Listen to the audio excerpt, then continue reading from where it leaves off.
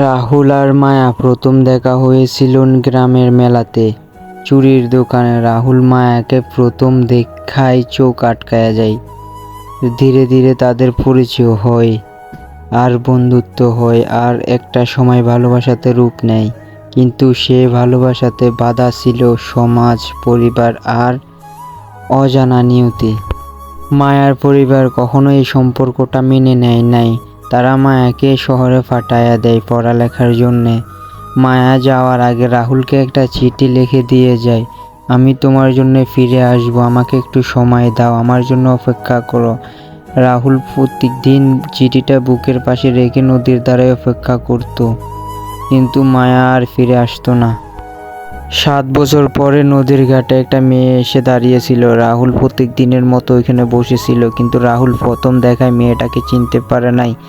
মেয়ের হাতে যখন রাহুল চিঠি দেখলো, তারপর তার সময় থমকে গিয়েছিল। মায়া ফিরে এসেছে। গাইস, পার্ট 2 ভিডিও কালকে আসবে। আপনারা যারা পার্ট 2 দেখতে চান অবশ্যই আমার ফেসবুক পেজটা ফলো করে রাখবেন।